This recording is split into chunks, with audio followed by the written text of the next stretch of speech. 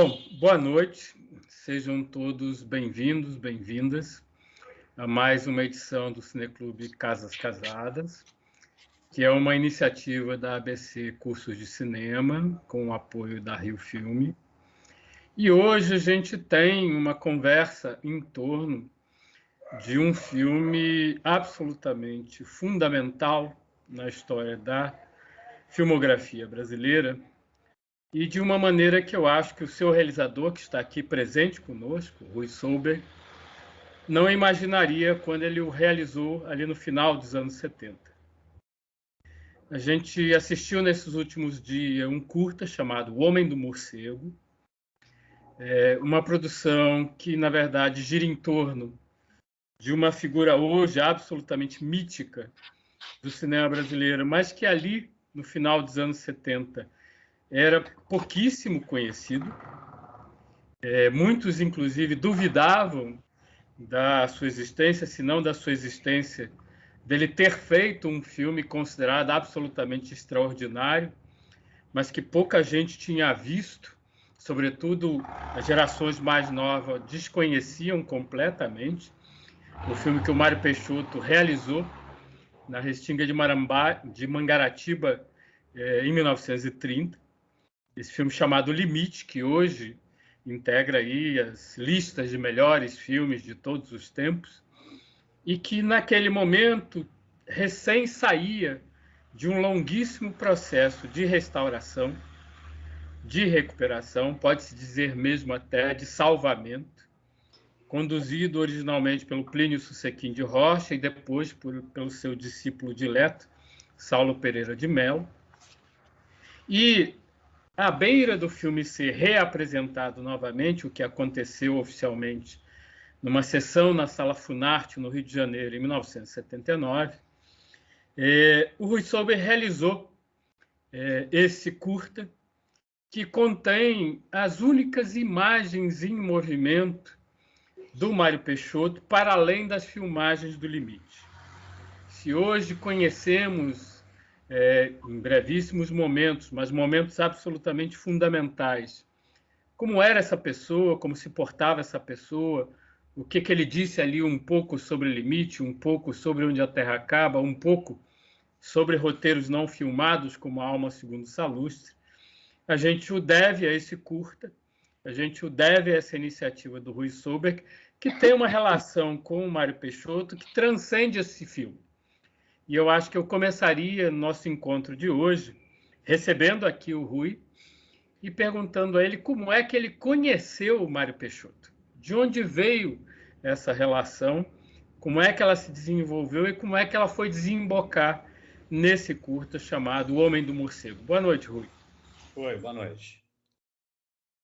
É o seguinte, o Mário tinha uma história de total isolamento.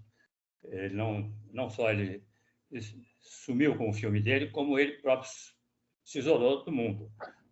Foi para morar numa casa na Ilha Grande, lá na ponta de fora, quase do lado, na última virada da Ilha Grande, adiante já era lá de fora, na Praia do Morcego, que ele fez tudo ao jeito dele, era uma coisa que ele amava, e não ia para lugar nenhum. Ali ficou anos a fio e não recebia ninguém. Várias pessoas que tinham alguma informação de que ele ali estava quebraram a cara porque chegava e ele fingia que era o jardineiro com um chapéu de palha. Ele não recebia, não havia chance. Também, na verdade, não tinha muita gente querendo saber dele. O fato é que ele ficou anos a fio ali e, em determinado momento, o dono da propriedade, que não era ele, era um americano, vendeu para o Israel Clabin, que pediu a casa, claro. E o Mário teve, então, que mudar com armas e bagagens para uma pequenina sala de escritório no centro de Angra, um escritóriozinho, imagina, sala pequena, assim, de talvez 5x4, enfim. E ali ele botou a cama dele, as coisas dele, e ficou vivendo ali com o que ele conseguiu ainda administrar do dinheiro que ainda tinha da família Breves. Eu estava com Fernando Duarte e Maíra Tavares fazendo um documentário na Praia de Trindade sobre a expulsão dos pescadores por conta de uma multinacional holandesa que queria fazer ali um condomínio, que hoje existe, chama-se Condomínio de Laranjeira. E esse condomínio estava expulsando os pescadores que tinham 200 anos. A estrada nem passava ali. Quando a gente fez isso, a estrada estava sendo feita. E eu ia falar? Me esqueci agora. Você, o Maíra e o Fernando? Aí nós fizemos vários trechos. Quando chegou em Trindade, a gente se defrontou com esse problema. E era uma coisa horrível, porque eles queriam, na Marra, que é uma praia deslumbrante, eles queriam que os pescadores fossem embora. Eu me envolvi, eu tinha um escritório de advocacia em Angra, que eu me mudei para Angra para pegar causas de direito, de pessoas que tinham terras lá, que tinham interesses, Eu fiquei morando lá 7 anos direto e tinha essa... Depois eu chego nessa mesma salinha que eu falei, onde o Mário estava. Mas, enfim, resumindo essa coisa lá da Praia Trindade, eles estavam perdendo de goleada. Eu tinha sido aluno do Sobral Pinto, na PUC. Ele foi meu professor de Direito Penal. E ele se lembrava de mim. Não que eu tivesse sido um grande aluno, mas eu procurei ele na cidade, falei, estou Sobral. Essa multinacional quer expulsar os pescadores da Praia Trindade e eu não sei o que fazer, porque, enfim, estou só lhe trazendo. Seria genial se o senhor pudesse interceder. Ele se apaixonou, entrou, marcou uma reunião, eu arrumei um ônibus, vieram os pescadores todos, 2 ônibus, fizemos uma reunião no Instituto de Arquitetos do Brasil. O presidente era o Conde, que depois virou prefeito. E o Conde nos recebeu, foi uma reunião incrível, todos os pescadores falaram, aquela coisa toda, tal. O Sobral entrou com a ação. Resumindo a história, eles não só perderam a metade, hoje, você chegar lá hoje, o condomínio de Laranjeiras existe, mas é uma quinta parte do que seria se o Sobral não tivesse interferido. Nando não está aqui. Ele ganhou a causa e esses pescadores permaneceram no local. Essa é a história da primeira... Bom, mas daí eu tinha que chegar no Mário, né? Então é o seguinte, o Mário começou a ver essa movimentação no meu escritório de equipamentos. Fernando Duarte carregando um troço, o Maíra, não sei o quê. Daqui a pouco ele falou, vocês estão filmando o quê e aonde? Aí eu falei, não, nós estamos lá, não sei o que. Ele falou, e tal, como se ele precisasse se identificar para saber que era. A partir daí, sempre que eu voltava, ele ia na minha sala, que era em frente a dele, era uma sala comercialzinha, pequenininha também, igual a dele, e ele começou, então, a frequentar a minha sala, morrendo de curiosidade para saber como é que era, o que se fazia com o cinema. Eu mostrei a ele uma Zoom, ele quase ficou louco, ele nunca tinha, ele falou, pô, nunca vi. O Fernando simulou uma canoa longe, ele viu, ficou louco. E, a partir daí, ele virou uma pessoa frequente nessas idas e vindas que a gente ia para Paraty e voltava para Angra. Foi assim que as coisas aconteceram e eu comecei a conviver com ele. Acabou o filme, esse filme chamava-se O Litoral, concorreu com 89 filmes em Gramado em 79 e ganhou o melhor curta-metragem. E a gente aí parou com isso e eu fiquei em Angra morando e a partir daí eu almoçava com ele quase todo dia. Criamos uma amizade maior e começou então um trabalho para ver se isso já por conta dessa minha amizade com ele, o Calil, por exemplo, foi o primeiro a se manifestar, falar, porra, será que esse homem não quer filmar de novo? Essa foi a primeira pergunta que se fez. Já que ele está interessado, já que ele está no convívio de novo, não está isolado na Ilha Grande, será que ele não filma de novo? Aí eu falei, Calil, vamos falar com ele. Vamos falar com ele. E assim foi feito. Mas isso aí já é uma outra história. Não sei se você quer que eu conte agora. Antes da gente desdobrar isso, eu queria te perguntar uma coisa. Qual foi a sua primeira impressão do Mário? Do Mário? Como é que ele era nesse cotidiano?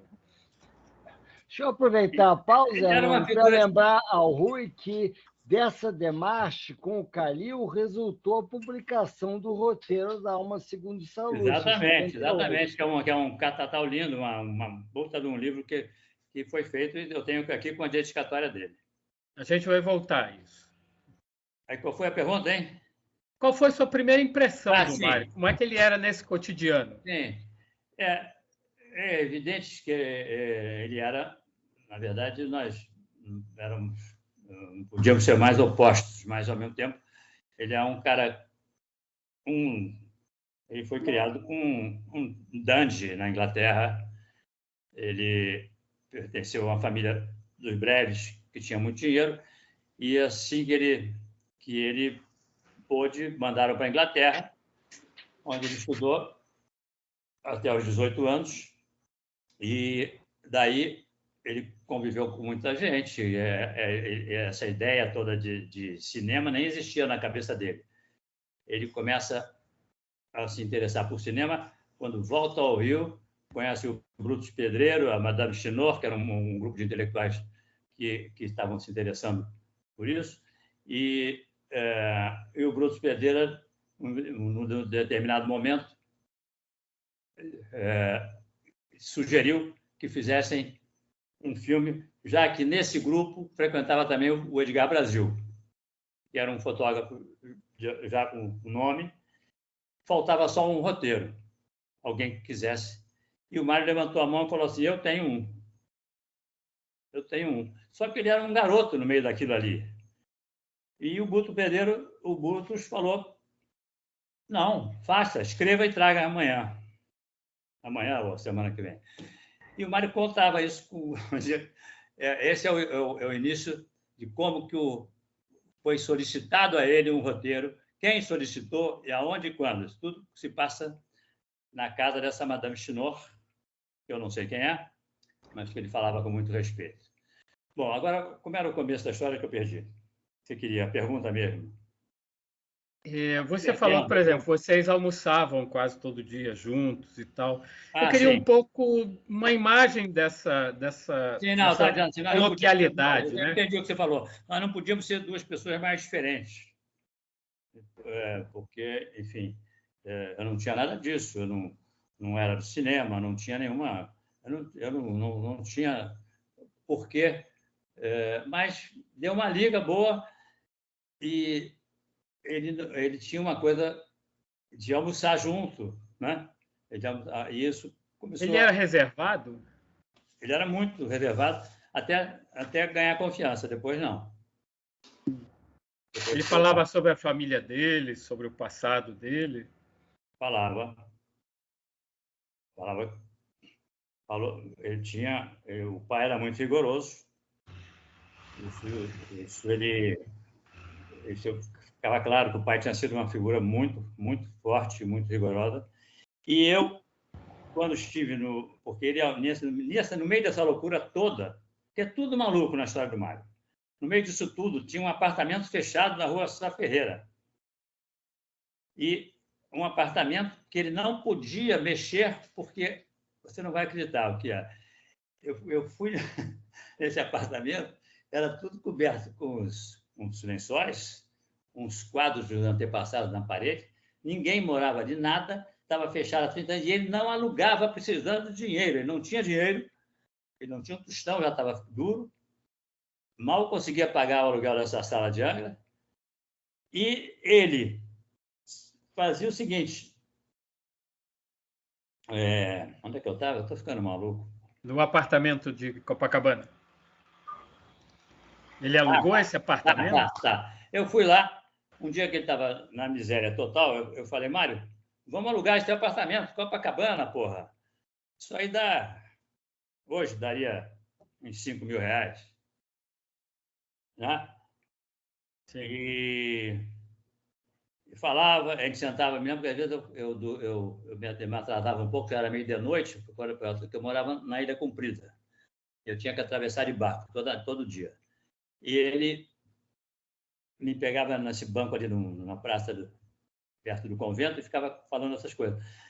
E nesse dia, depois de várias tentativas de eu falar, porra, Mário, aluga um apartamento, você vai ficar bem, você vai, com 5 mil reais, você paga o hotel, paga a dona Geni, que era a mulher que fazia a comida dele, e você começa...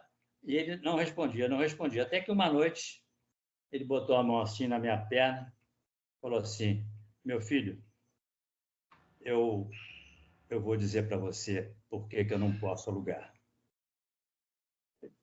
Eu falei, caralho. Falou com a soleira assim. Ele disse assim, eu não posso alugar aquele apartamento porque as paredes do apartamento ainda estão impregnadas do cigarro de papai. Puta que pariu. O velho tinha morrido há 40 anos. Ele fechou aquela porra e a parede já estava impregnada dos cigarros do papai. Aí, a partir daí, eu comecei a lidar. Porra, quem sou eu para mexer nessa... Né? Onde é que estamos? É outro... Né? É isso. Ele era homem ele tinha uma grade que ele trouxe do morcego, uma grade enorme, devia ter uns 40 metros de comprimento, uma grade de ferro, que ele trouxe com ele. E ele, um rapaz, um tal de Ditinho, que pintava essa grade para ele. Já estava pintando essa grade há 18 anos, porque quando o Ditinho acabava de pintar, ele chegava perto e falava assim, meu filho, esse não é o verde Pompeia. E o Ditinho, coitado, pintou. Mas como é o verde Pompeia, seu Mário? Ele falava, é mais assim, não sei o que, raspava tudo e fazia de novo. E é uma cabeça... Ficou 18 anos pintando essa grade. Ele fazia alguma coisa lá nesse escritório? Ele escrevia, ele recebia pessoas? Ele era muito raro. Começou a abrir um pouco. Eu, uma vez, levei o Valtinho Sati. O Valtinho adorou, conversou com ele pra caramba. Tinha um cara que cercava ele, mas ele não gostava, nunca falou. Tinha umas coisas assim, muito pouca gente. Muito pouca, eu não me lembro de ninguém. Ele saía para passear? Isso, ele saía. Ele fazia essas compras de comida. A roupa era a mesma, sempre uma roupa só. Um basquete, aquela coisa de basquete, uma calça jeans e uma camisa Duarte, assim. Ele fazia compras de comida e essa dona Geni, tudo que ele fazia, ele escrevia. Então, ele tinha, debaixo da cama dele tinha blocos e blocos do que ele comeu nos últimos anos, tudo escrito. Entendeu? Acho que até separei aqui uma folha, só para você ter uma ideia do como era. Oi, Helena, tudo bem? Aqui, ó. 15 de agosto de 87, almoço. Entrada, melão. Arroz soltinho, com passas e parmesano.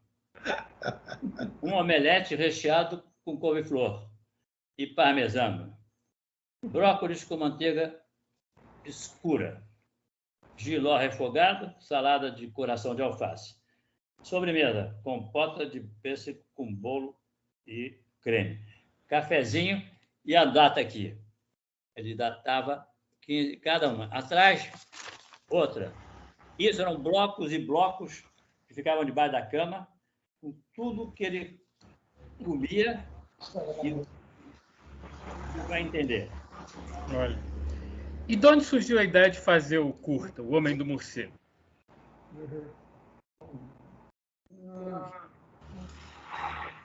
Eu acho que foi um pouco, primeiro, pela disponibilidade de equipamento. Eu, nessa época, estava entusiasmado, tinha criado a Telecine Maruim, que foi a primeira a primeira produtora de vídeo no Rio.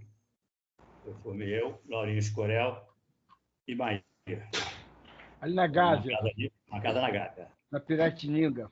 Na rua Piratininga, exatamente. Você conheceu? Conheci, tem umas histórias, depois a gente conversa.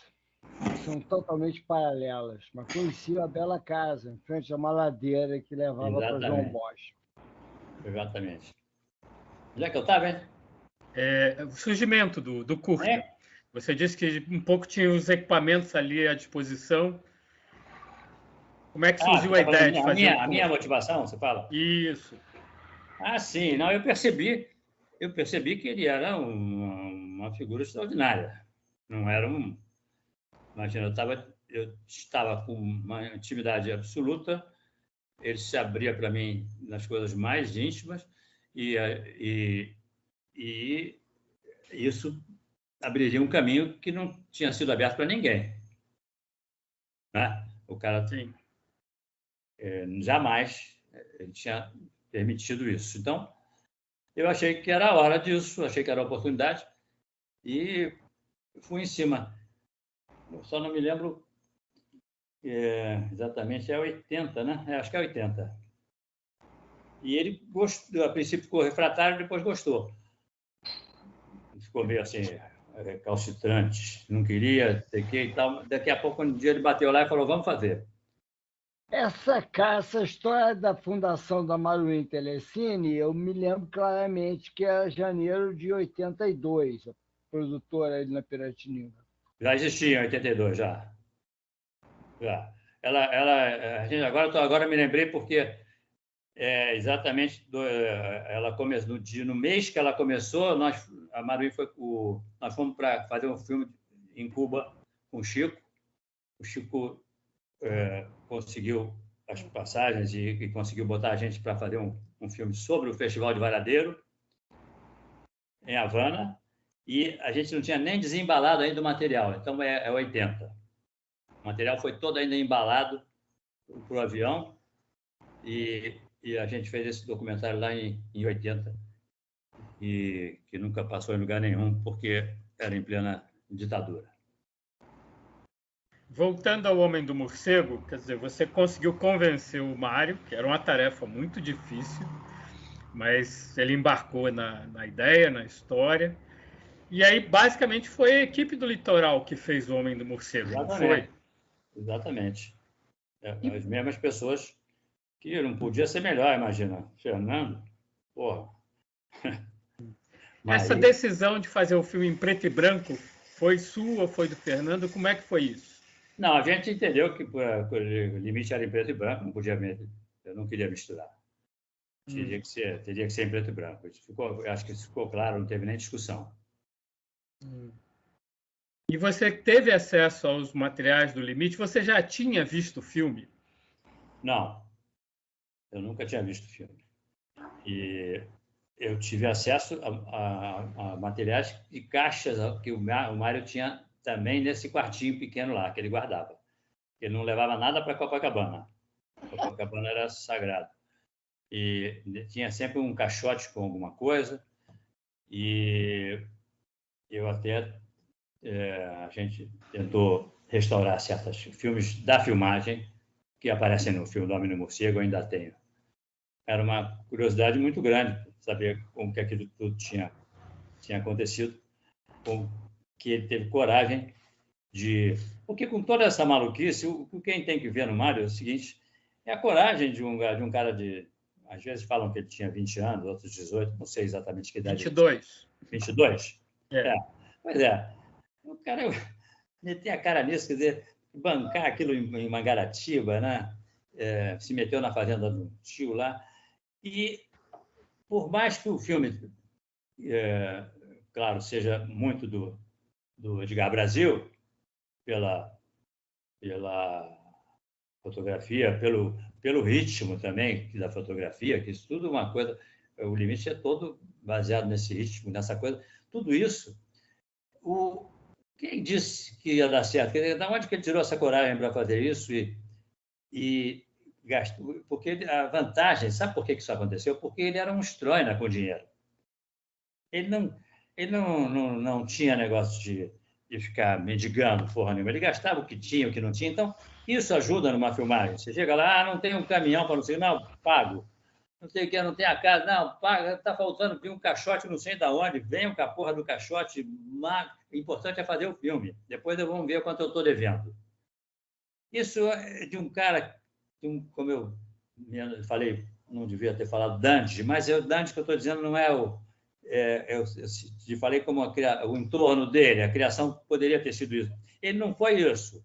Ele foi um cara forte, com toda essa delicadeza dele, com toda essa, né, esse lado, você olha assim, não, porra, ele foi de uma força danada, porque se meteu no meio da Mangaratiba, não foi brincadeira. Esse barco que eles arrumaram lá, eles revelavam à noite, eles revelavam a bordo, tinha umas cubas enormes, eles revelavam a bordo.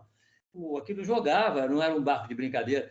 Ele teve um espírito muito... Foi um empreendimento demorado e cansativo, né? Não era um negócio para você fazer assim, em cima da perna. Eu fiquei respeitando muito essa... Acho que foi talvez porque hoje em dia você faz um filme, tem uma porrada de gente providenciando isso, outro aquilo. Ali não tinha isso, não. Ilha Grande, aquele lugar, chegava no lugar ali, ia tentar convencer um pescador a carregar um carrinho para fazer um traveling, né? Ia tentar convencer uma pessoa a te ajudar ali e tal. E ele fez isso, e eu acho que foi extraordinário pela determinação. Mas também acabou, né? Acabou, o Haddad não quis fazer nunca mais nada. Tem um lado do seu filme que eu acho absolutamente extraordinário, porque naquela época era absolutamente incomum. Você documenta o Mário e documenta de uma forma extraordinária. Ele dá um depoimento, ele fala para a câmera, ele comenta ali aspectos da sua vida e da sua obra. Mas O Homem do Morcego também soa para mim como um grande making-off do Limite. Você se preocupa em saber quem era o Edgar, que traquitanas eram aquelas que ele construiu, vai em busca não só das filmagens, mas de fotografias. Tem algumas daquelas coisas que o Edgar construiu que são realmente extraordinárias. Você tinha essa consciência de estar fazendo uma espécie de making-off do Limite ali àquela altura? Não tinha. Mas você falando, faz sentido. Faz sentido. Porque você vê, aquele carrinho que eles ensaiam para não sei o quê, aquela coisa da câmera com um carretel que vai subindo, isso eu acho que, pelo menos no cinema brasileiro, isso não era usado. E, na verdade, era uma coisa artesanal, né? Sim, de madeira. O Edgar tinha essa coisa, não é dizer, vou comprar um elevador que vai levantar a câmera. Não. Ele criou aquilo ali em Mangaratiba, ele criou aquele negócio. O Mário falou que ele foi lá, fez aquela porra, botou e criou aquele negócio, fez subir. Ele tinha isso. Eu não tenho dúvida de que realmente foi uma coisa criada assim. E essas coisas ainda existiam ali quando você conheceu o Mário? O Mário não guardou?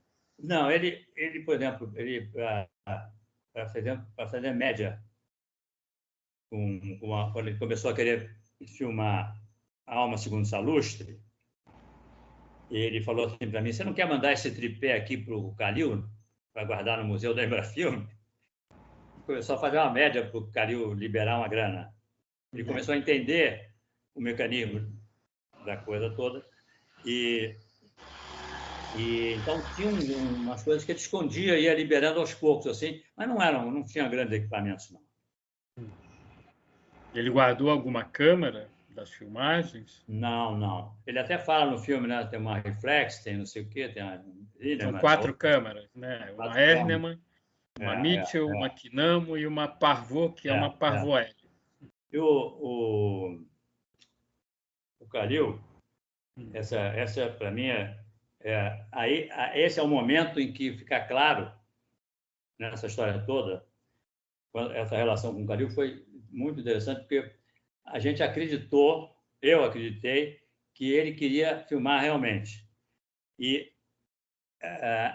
foi uma burocracia, conseguimos, não sei o quê, ele era presidente da Embrafilme, estava com tudo na mão, e o que ele pedia eu dava, não precisava, tinha o nome, o aval era o nome do Mário. E quando já estava o dinheiro para sair, tudo sair, ele ficou com medo, porque ele era o cara que tinha feito o Limite. Ele fez um filme que foi um estouro. O segundo podia ser, o segundo podia não ser o Limite. E isso ficou claro na minha cabeça, porque ele começou a tirar o corpo fora, começou a sair, não sei o que, começou a criar dificuldade daqui, dificuldade dali, até que chegou o momento, aí foi até cômico. Ele parou e falou assim: meu filho, ele me chamava o tempo todo, meu filho, é o seguinte, nós vamos fazer esse filme, mas agora é um filme que é todo passado tem várias cenas na praia, areia e tudo, né? Assim, o ator é o Roberto Carlos, com aquela perna, e para andar na areia. O ator é o Roberto Carlos e a atriz é a Brigitte Bardot. Aí eu falei: Mário, tem a menor chance. Não, era o que ele queria. Aí encerrou o papo aí. Não, isso eu não abro mão. Eu quero o Roberto Carlos e a Brigitte Bardot. Então, tá bem. E aí encerrou-se. Não se falou mais nesse assunto. A Alma Segundo Salus morreu na praia. Olha. Como foi a repercussão do Homem do Morcego, seu filme? Nenhuma. Não? Nada. Você não teve repercussão, mas teve uma coisa ótima, que foi o lançamento. Fizeram uma cópia em alemão. E ele foi exibido no Festival de Berlim, junto com o Limite, o Homem do Morcego, em alemão, com legendas em alemão, que antecedeu a exibição de Limite. Isso foi o mais longe que nós chegamos. Mas foi ótimo. Você chegou a conhecer as duas atrizes ali naquele momento? Eu conheci uma que era... eu fui advogado do Gaspari há muitos anos, na América Fabril, e a gente estava sempre devendo dinheiro ao Ministério da Fazenda, eu tinha que refazer as dívidas, era um processo enorme, e quem ia falar era eu. E eu fui... eu era o super poderoso nosso Delfim Neto. Eu marquei uma entrevista para levar essa coisa, porque não era uma coisa à toa, era uma fábrica de 30 mil operários, de 6 mil operários, por cabeça, eram 30 mil dependentes, era um problemão, uma greve ali. E, para não ter essas coisas, o Delfim aceitou receber o Fernando Gaspari, com quem eu trabalhava na época. Não podia e eu fui. E, na antessala dele, eu não sei por que cargas d'água, essa mulher, essa dona Yolanda, que era a secretária dele, eu não consigo me lembrar como se eu falei ou se ela falou, ela era uma das mulheres. Sim. Yolanda Bernardes. Yolanda Bernardes. E aí a dona Yolanda começou a me tratar. Você conheceu? Eu conheci a outra, eu conheci a Olga Breno. Você conheceu a Olga Breno? Conheci. Eu conheci o Mário lá em Angra. Vendia chocolates na rua do Senado.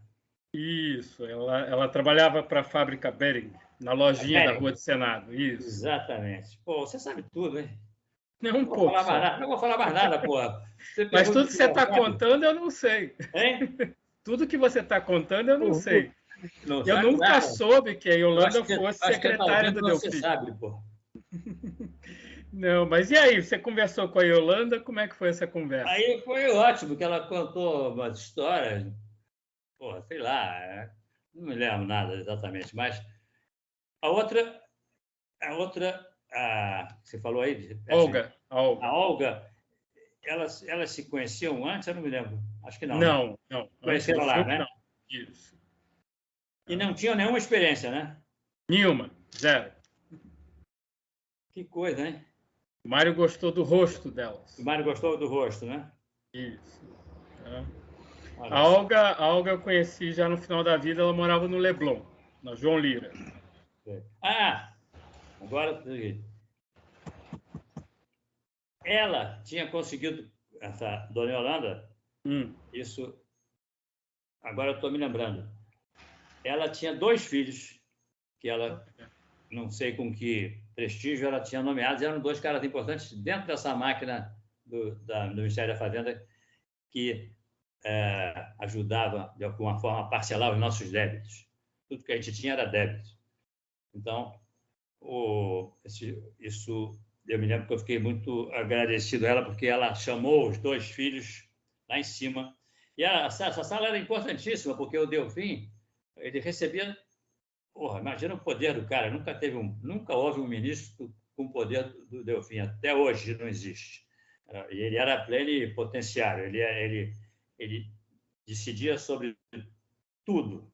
Não era dizer assim, não, ele falava sobre tudo. E agora, pronto, onde é que eu estava? Entrei no gabinete do Delfim. E a Yolanda chamou os 2 filhos, que ajudaram aí com as questões das dívidas. Você lembra o nome deles? Não, você sabe? Não. Eu nunca soube que a Yolanda trabalhasse com Delfim. Ela era um buraco negro nessa história. Você é a primeira pessoa que bom a que dizer... eu estou podendo lançar luz. Sim, muita. Muita mesmo. Nas suas...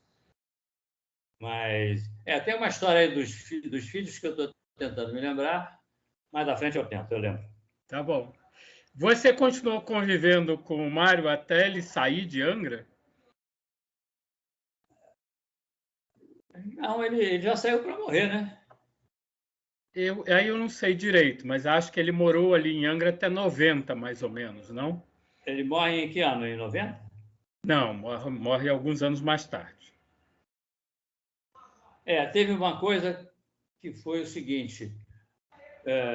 eu que vinha ajudando ele esses anos todos, na verdade, eu tinha que ver 1000 coisas. Ele me acabava largando em cima de mim, chegava na minha mesa, largava providências burocráticas, coisas que ele não sabia. Isso, quando eu apresentei ele ao Valtinho, o Valtinho meio que encampou isso. E aí começou a tratar dele, e eu acho, exatamente, foi até quem levou ele para a casa de saúde, quem bancou. Isso. O Mário Valtinho foi muito, muito, muito legal com ele, e ele passou como se eu tivesse passado a bola para ele, e aí eu acho que eu já estava morando no Rio de volta, eu já não morava mais lá. Tá. Você chegou aí ao famoso sítio do morcego com ele? Com ele não, mas fui. Você conheceu? Eu conheci o sítio, e enfim, era uma praia linda, pequenininha, uma casa colonial, e essas coisas dele, cheio de coisas que ele gostava, umas águias de louça, umas coisas, tudo um gosto dele que ele tinha lá, 2 caveiros permanentes, e engraçado porque ele não caía no mar, ele não era um homem do mar, né? Então, não sei exatamente, o importante ali era a solidão, ele queria ser isolado. Não é um cara que foi para uma ilha para curtir, vem uma ilha tropical. Não. No seu curta tem 2 passagens que eu acho muito interessantes e intrigantes ao mesmo tempo. Uma é que você filma o Mário num barco. Ele dá um dos depoimentos num barco. É engraçado você dizer que ele não era um homem do mar, mas, enfim, o filme é à beira do mar. A vida inteira dele ele passou à beira do mar e ele filmou dentro de um barco. Eu queria que você comentasse essa sequência. E a outra, ele andando ali, eu acredito que seja o centro de Angra dos Reis, e vai ali numa espécie de feira, de cirquinho, tem aquele ônibus que tem a mulher com a cobra. De onde surgiram essas sequências? Quem pensou essas sequências? Você? Não, eu imaginei o seguinte, porque, na verdade, ele ficava muito... Também, assim como ele era enclausurado lá na ilha, ele ficava dentro desse apartamento também.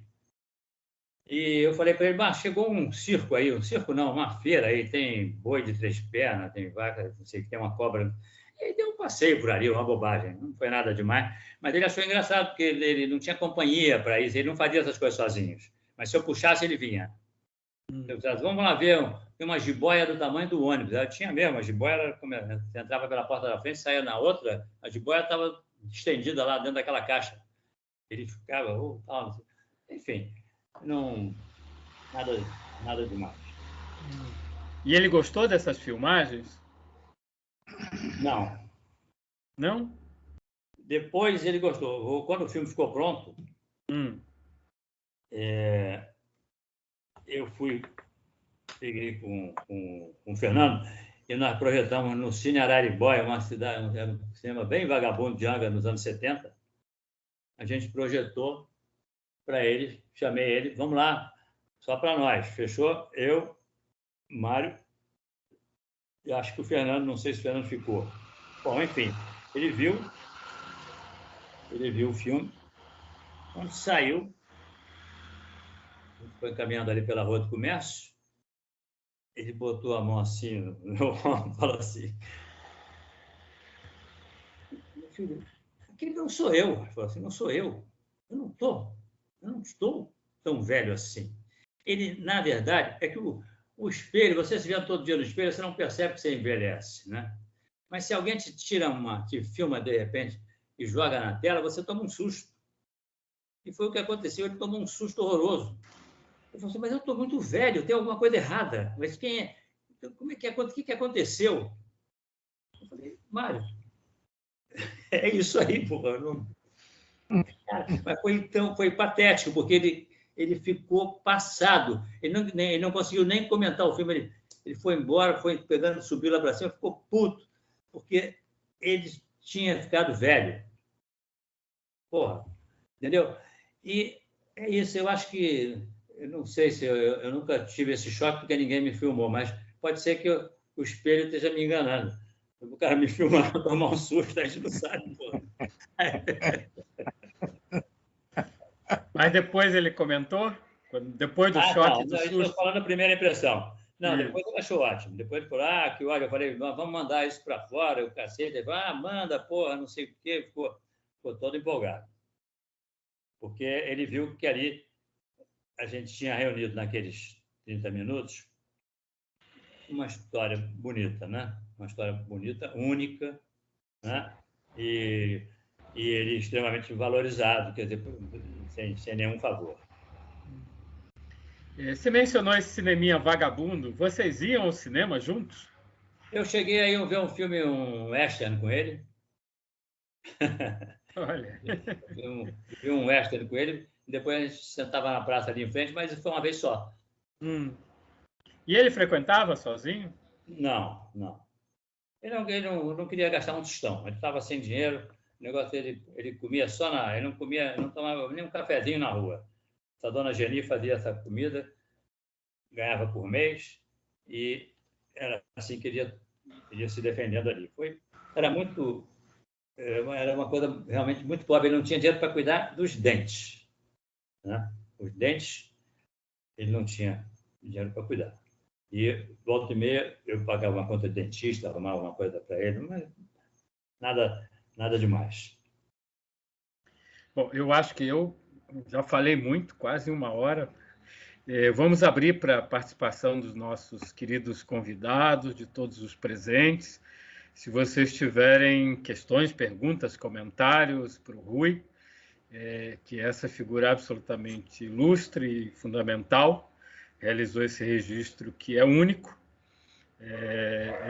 digamos assim, esse tesouro em relação a esse cineasta absolutamente extraordinário, que é o Mário Peixoto. E eu acho que a gente pode prolongar nossa conversa, que está sendo ótima, com as perguntas de vocês. Está aberto aí para todo mundo. Eu estou com a mão levantada, né? Deixa eu ver aqui, porque para mim não aparece todo mundo. Bom, agora você apareceu, Afonso, então vai lá. Você inaugura.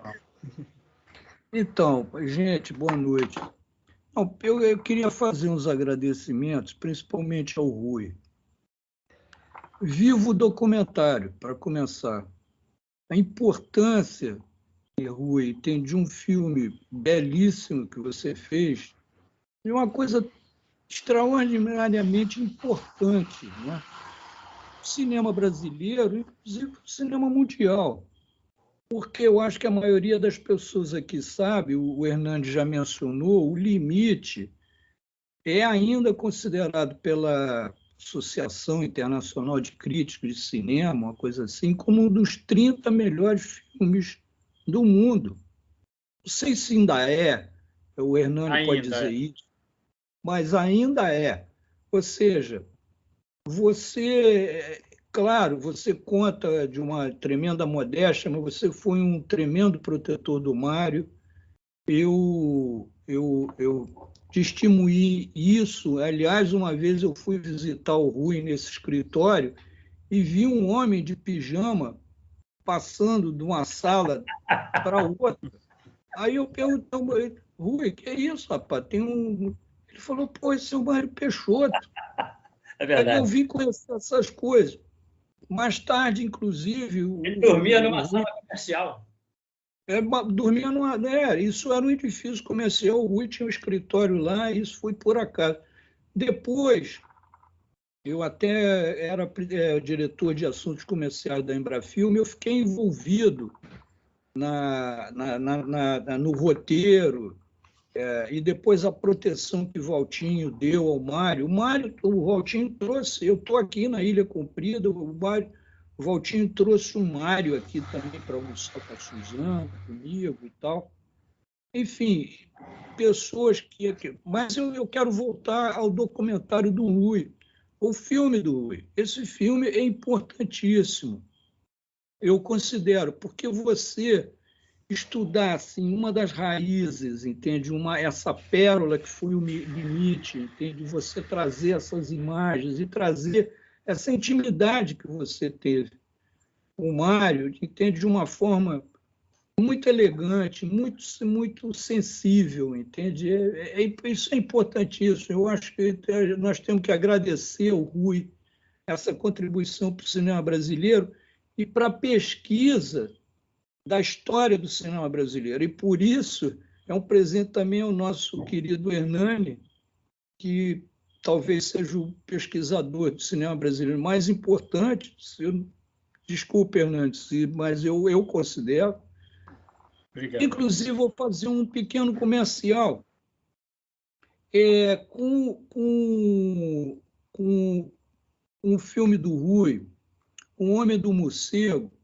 Nós vamos iniciar uma série, uma revisita ao cinema brasileiro.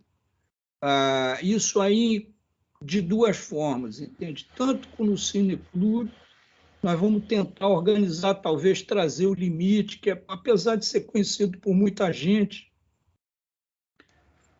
nós não nesse meio...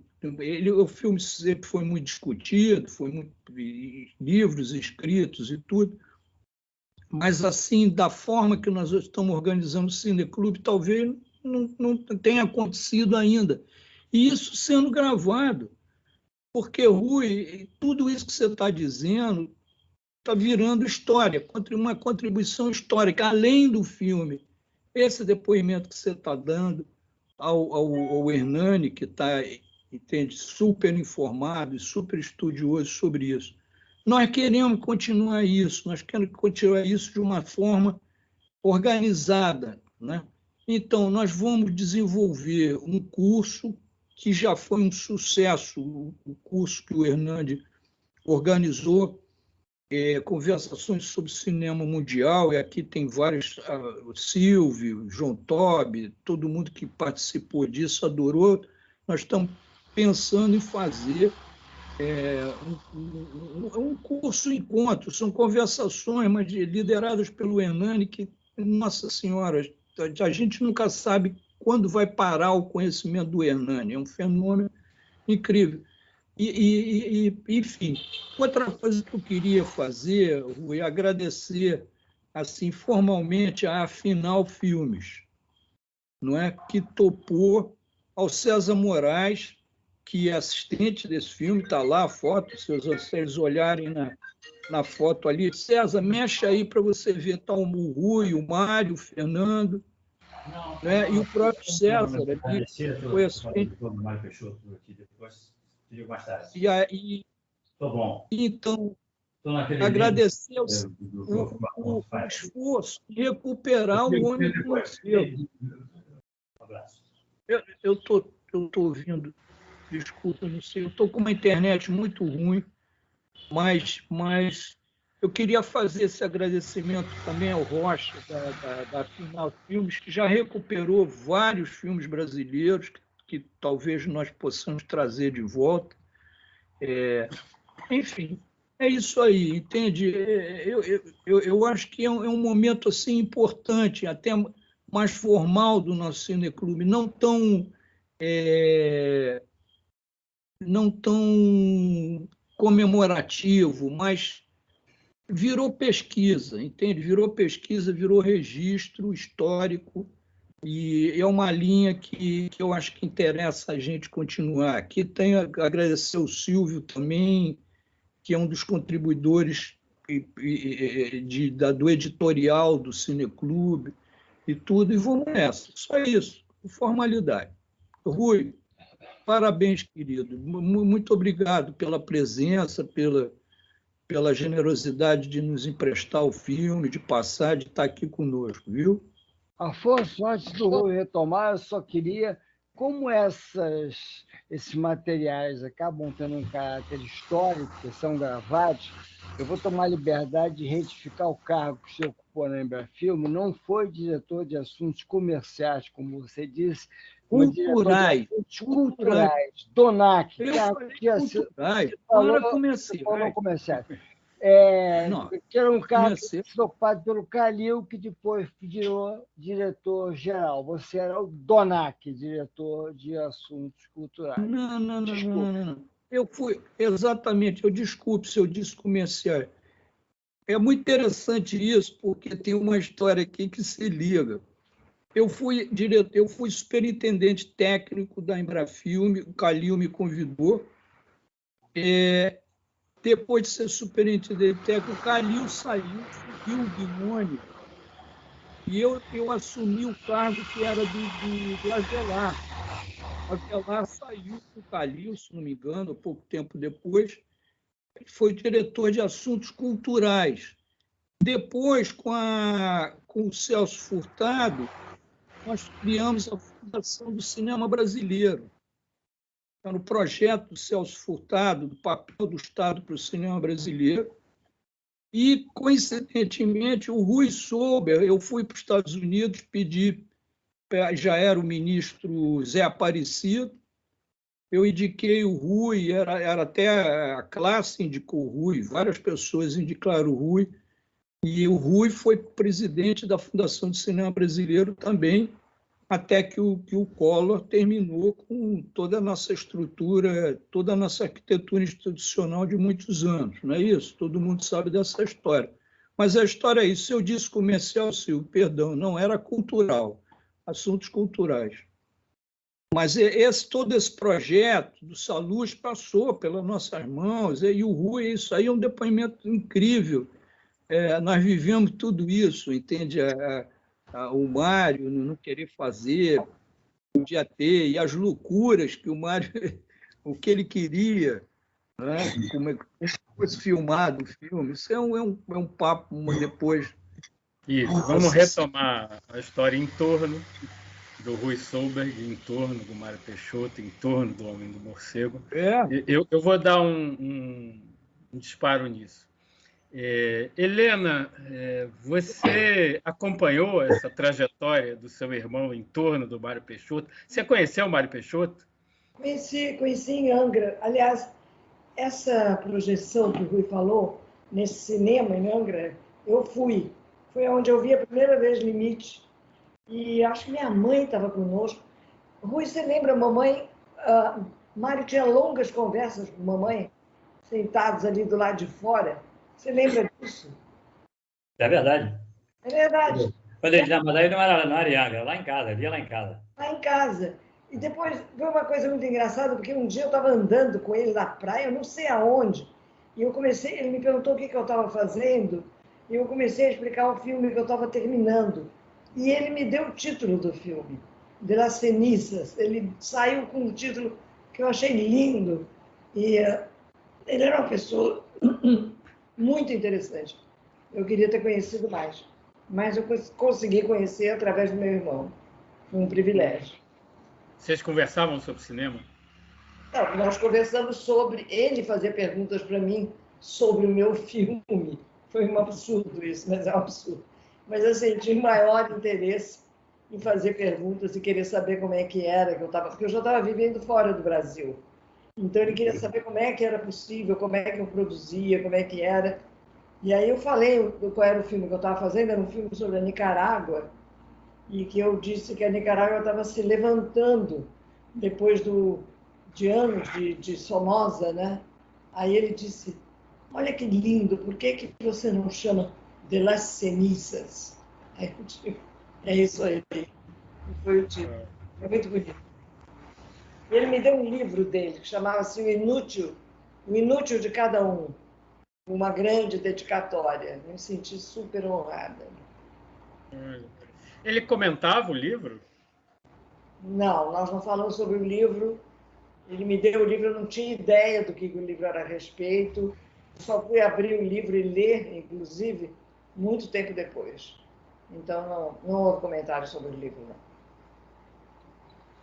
Bom, fiquem absolutamente à vontade para conversar com o Rui em torno dessa personagem, dessas questões, desses filmes, de todo esse momento vivido ali, sobretudo em Angra dos Reis. O Hernani e todos, eu como fui assistente do filme, né, eu percebia muito bem, né, o Mário, quando o Rui fazia as perguntas ao Mário para ele contar um pouco a história, que são esses depoimentos que ele deu, e agora o Rui falou que o Mário foi chamado falou, eu tenho um roteiro, e aí foi chamado para apresentar um filme. Eu acho que para o Mário deve ter sido uma coisa assim, fácil e ao mesmo tempo trabalhosa, porque eu percebi que o Mário, ele tinha todos os filmes, não só O Limite, como A Alma Segundo Sua Luz, os filmes dele, todos esses filmes estavam mais na cabeça dele. Esses filmes, apesar de não estarem prontos ou nunca ter sido filmado, ele via esses filmes o tempo todo, entendeu? Então, isso era muito sólido na cabeça dele, esses filmes. Tanto é que na hora que ele conta as histórias das cenas, ele conta como se aquelas cenas já existissem, entendeu? Porque para ele, essas cenas já existiam mesmo, porque estavam dentro da mente dele aquele filme, ele já via aquele filme.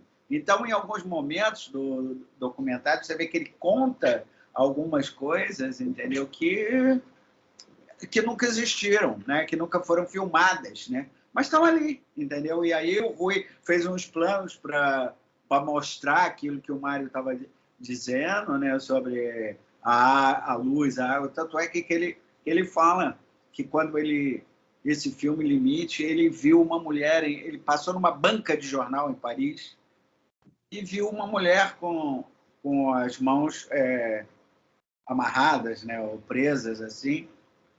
E algemadas. Dois braços de um homem com uma algema passando no pescoço dela. E ele diz que aquela imagem nunca mais saiu da cabeça dele, entendeu? Então, e foi ali que tudo começou. Então, eu senti muito isso nele, que a obra dele estava toda dentro da cabeça dele, assim, tintim por tintim, entendeu? Então, é muito interessante você filmar. Por outro lado, eu não sei, o encontro dele com o Edgar Brasil, né? Como é que isso abriu a mente dele para essas possibilidades de coisas que talvez ele já imaginava muito bem aquilo, mas não tinha a menor ideia como é que ia fazer aquilo, né? Entendeu? Como é que aquelas imagens iam se realizar. Aí o Edgar, eu acho que foi fundamental nessa história, né? Esse encontro, né, Hernani? Sim, sem dúvida. E qual foi a impressão que você guardou do seu encontro com o Mário Peixoto, já que você estava lá na equipe? Que impressão você guardou dele? Olha, a impressão que ele sempre me passou assim, logo que eu o encontrei, é essa coisa da pessoa reservada, a da pessoa que fica longe de todo mundo. Uma pessoa que está ali esperando o momento de falar alguma coisa, desde que esteja perguntado, mas caso isso não aconteça, ele está lá observando. Ele era um grande observador, ele estava sempre olhando, falava muito pouco, não falava, né? Estava sempre observando, olhando a gente trabalhar e aquela coisa toda assim. E era isso, uma pessoa reservada que só observava, raramente dava um sorriso. Eu não me lembro de ver o Mário sorrindo. Né, Rui? Ele não era uma pessoa de sorriso, né? Não, bem reservado. É muito reservado, falava muito pouco, essa coisa. Mas quando o Rui fazia as perguntas para ele começava a acertar o caminho dos pensamentos, aquela coisa na cabeça dele, ele falava bastante. Para falar sobre o que ele estava vendo, daqueles filmes dele, o que ele estava vendo, ele gostava, era o momento que eu achava que ele ficava mais feliz, era contar aquilo que ele imaginava, entendeu? Esse era o momento, ele não era de ficar de conversa fiada, mas contar aquilo que ele estava imaginando na cabeça dele. Os filmes, ele gostava muito de falar. Uma pessoa muito incrível, uma pessoa bem diferente. Né? César, publica essa foto aí, mostra essa foto que você tem atrás, que é linda. Foto do filme, né? Lá, compartilha a foto, se puder. Ué. Não, peraí, eu tenho que falar sobre essa foto. Vamos lá, Rui. Isso aí, eu nem lembrava disso. Essa foto é incrível. O Mário veio de Angra comigo, ficou aqui em casa. E ele ficava num quartinho que tem lá no fundo. E eu estava nessa semana iniciando um documentário sobre futebol, que chamava-se Sonho Brasileiro, que nunca foi terminado. E naquele dia tinha uma filmagem no Campo do Olaria. Eu queria fazer um take no fundo, no Campo do Olaria, e estava uma Kombi aqui embaixo, com todo mundo dentro, aquele troço. Vamos. E ele falou assim, onde é que você vai? Eu falei, eu estou indo para o Campo do Olaria fazer tal. Ele falou assim, posso ir? Aí eu falei, não, Mário, não vai fazer nisso, não tem nada, é um lugar sem graça nenhuma, imagina, pegar engarrafamento. Não, eu quero ir. Eu disse, mas, pô, tá bem. Então ele falou assim, eu faço um papel. Ele falou, eu faço um papel. Mas não tem papel nenhum para fazer, rapaz. Isso é um documentário que nem sei se vai, que acabou nem acontecendo.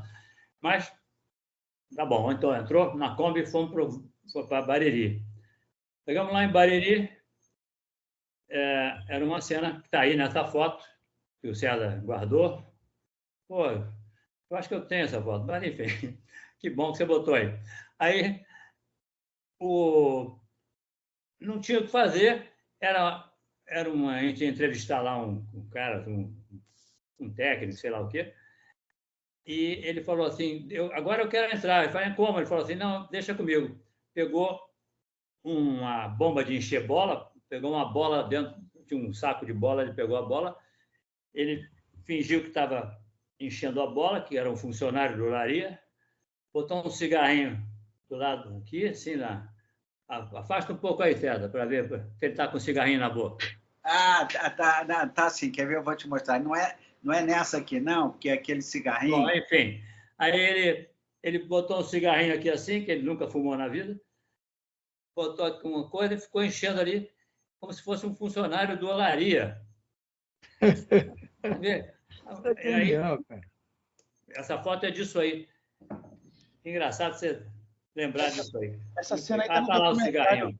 Onde a Terra acaba, não tá não? Do Sérgio? Não. Acho que sim. É isso aí. Foi muito... Sérgio Machado botou Onde a Terra Acaba. Tem lá, eu vi essa cena. É verdade, Sérgio Machado botou Onde a Terra Acaba. Ele foi... até você falou uma coisa engraçada, porque eu acho que quando foi a única vez que eu vi o Mário por isso está essa bola aí, porque eu me lembro que nessa época ele estava meio envolvido com o negócio de futebol. Ele entrou numa história contigo do negócio de futebol, né? Que ele começava a falar sobre esse assunto de futebol e gostou desse assunto. Era uma das grandes paixões dele. Né? O Mário foi repórter esportivo durante quase 20 anos. Ele trabalhava no O Jornal e era botafoguense. Já era botafoguense. Claro, pô. Um homem inteligente. Só pode... O Hernani, ele trabalhou 20 anos como repórter? Sim, repórter policial e repórter esportivo. Como assim? Mas dando... Escrevia as matérias. Mandava umas matérias? Isso. Ele cobria lá os jogos de futebol. Por isso que ele conhecia bem esse universo dos estádios. Incrível. Olha só. Ele era um apaixonado por futebol. Mas essa história ele nunca contou, né, Rui? Essa não. Ele falava pouco do passado. Passado mais remoto. Mas ele foi jornalista durante muitos anos. Mais perguntas? Essa história da exibição do Limite no cinema em Angra me fez lembrar a primeira exibição pública do Limite depois do restauro na Sala Funarte, se bem me lembro, em 79, a qual eu estava presente. Me lembro, inclusive, de uma amiga que eu convidei para me acompanhar, que tinha interesses também em assistir o filme, que era a Márcia Pitanga. Então, nós fomos juntos lá na Araújo, Porto Alegre, uma belíssima sessão. Foi muito emocionante, porque a curiosidade que cercava Limite era gigantesca. Eu só foi essa sessão? Foi essa sessão, foi. E o Rui foi? Não. Não tenho essa lembrança. Não fui, não. Então, mais alguém conheceu o Mário Peixoto? Diretamente? A Emília levantou o braço para perguntar. Vai lá, eu não estou conseguindo ver aqui no meu, mas vamos lá, Emília.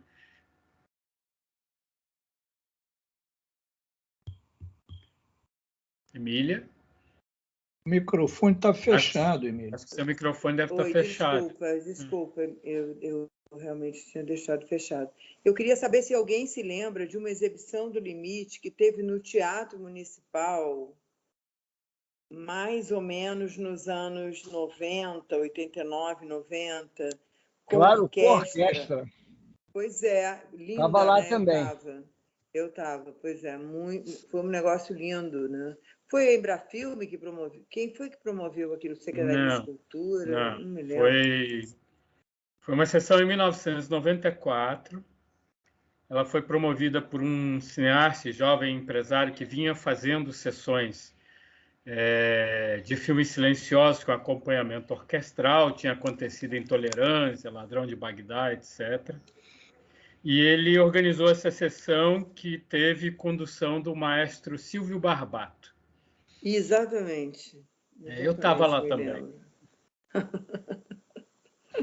Saudade não tem idade, roda. Hernani, você? O Diulas também quer fazer. Diulas, vamos lá. Também me pergunta. E depois o Afonso, se eu estou vendo aqui direito. Não, eu já não sei baixar. Sua mãozinha. Você não sabe baixar as mãos. Então vamos lá, Diulas. Vou clicar de novo sobre a mão que ela baixa, Afonso. Beleza. Então vou lá, vamos. Ô, Rui, eu sou de Aulas aqui de São Bernardo do Campo, na terra da Vera Cruz. Ô, Rui, você chegou a conhecer o Saulo Pereira de Melo? Quando você estava fazendo esse trabalho? Sim, conheci. E como é que foi isso? Você falou com ele que estava filmando? Como é que foi essa relação com fazer e com o Mário? A relação não foi boa.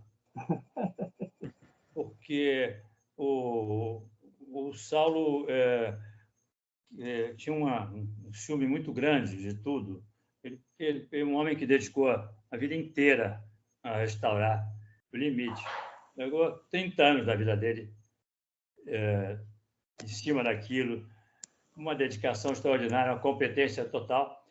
E ele meio que, quando o Mário se aproximou de mim e que ele soube que o Mário estava dando um depoimento, ele inevitavelmente, teve um certo ciúme disso. E de uma vez ele meio assim pelo telefone me tratou mal, eu respondia, a nossa relação ficou um pouco estremecida, mas nada demais, apenas eu fui uma vez na casa dele ali na Senador Vergueiro, eu fui entregar a ele um documento que ele não tinha, que o Mário tinha escondido muito tempo nessas caixinhas lá dentro do apartamento dele, e que era importante para a pesquisa dele. Ele me recebeu muito bem. E a relação era assim, de vez em quando ele fazia uma consulta, se eu tinha isso, se eu tinha aquilo, e, evidentemente, também eu solicitei dele também algumas informações. Mas ele era uma pessoa muito voltada para aquilo tudo, não queria muita conversa. Tem uma história, falando do apartamento, tem uma pessoa com o telefone ligado. Falando do apartamento dele, só um gancho aqui. Não sei se vocês sabem da história, o Valtinho também, depois do falecimento dele, teve, sei lá, um envolvimento qualquer, não sei se foi antes ou depois. O Valtinho encontrou um Stradivarius no apartamento dele, que eu acho que é o que dá o roteiro do Terra Estrangeira, do Valtinho. O violino custava $2 milhões nesse momento. Não é isso? Vocês conhecem essa história? Era falso. Hein? Era falso. Ah, era falso? Isso Sim. eu nunca soube. Hein? Sim. Isso eu nunca soube. O Mário tinha várias réplicas, porque ele tentou montar o que ele chamou uma vez de o Museu da Casa Colonial Brasileira. Exatamente. O Caio Caiado quer perguntar também, Basti. Vamos lá, Caio. Olá, boa noite, todos me ouvindo? Sim. Então, se eu não me engano, Mário Peixoto morreu em 92, confere? Confere. 92, então, foi o ano em que eu cheguei. Infelizmente, não pude conhecê-lo pessoalmente, porém, se eu conheci algo de Mário Peixoto, é muito graças às pessoas que estão aqui presentes. O Morcenani falando sobre ele em detalhes em sala de aula, o moço Rui que conseguiu chegar perto dele com essa câmera. Então, para começar, um agradecimento, né, por vocês permitirem que alguém da minha geração chegue tão perto. E, de fato, eu nunca tinha visto esse curta na íntegra. Eu vi as imagens que estão no documentário, né, de A Terra Acaba. Já tinha visto ele lá com a bolinha, mas nunca tinha visto esse documentário na íntegra, que foi realmente uma coisa fascinante, um grau de surrealismo, desde daquela sombra do avião passando por ele na praia, até o boi que ri, aquela placa da feira. Então, é realmente uma coisa chocante. E é claro que, como alguém que também está nesse processo criativo do cinema, o que mais me ficou assim, uau, é quando a gente mergulha de fato no processo criativo dele, contando detalhes daquela cena em que o César cai e a câmera vai buscando ele e entra no globo ocular, e aí a gente vê as ondas batendo em várias estrelas no céu. E aí me vem a pergunta, me vem esse questionamento. O Mário Peixoto era um cara que escrevia tudo que ele comia, todas as anotações, detalhes, cafezinho depois do bolo. Existem anotações desse filme, ou desses filmes que ele planejava executar, porque isso é um tesouro, eu imagino que é um dos maiores tesouros do cinema brasileiro, caso exista essa descrição específica, tão detalhista de cada filme que ele não chegou a filmar, porque é como se a gente estivesse lendo a decupagem completa. O que ele fala naquele depoimento é uma decupagem, é só alguém pegar a câmera e seguir ele. Isso é muito bonito. E aí ficou essa questão na minha cabeça, se existe alguma anotação desses projetos que ele visualizou tão claramente. Hernani. Não sei se eu posso responder, mas vamos lá. Responde, Hernani. Sim, todos os roteiros que o Mário escreveu, eles sobreviveram, estão hoje guardados no arquivo Mário Peixoto, junto a videofilmes. O Saulo Pereira de Mello vinha publicando esses roteiros, ele vinha fazendo um trabalho paciente que, de um lado, é de transcrição, porque o Mário ele tinha algumas peculiaridades, né? O Mário só escrevia a lápis, só escrevia em papel ou maço, e reescrevi, então às vezes não tem uma só versão do mesmo filme, há várias versões do mesmo filme. E o Saulo vinha preparando, alguns foram publicados ainda durante a vida do Saulo, né? Tipo Outono, por exemplo, etc. Outros não. Eu, particularmente, li alguns, né? Li várias versões, por exemplo, do que eu gosto de chamar de Onde a Terra Acaba, né? A primeira versão. O roteiro original chama-se O Sono sobre a Areia.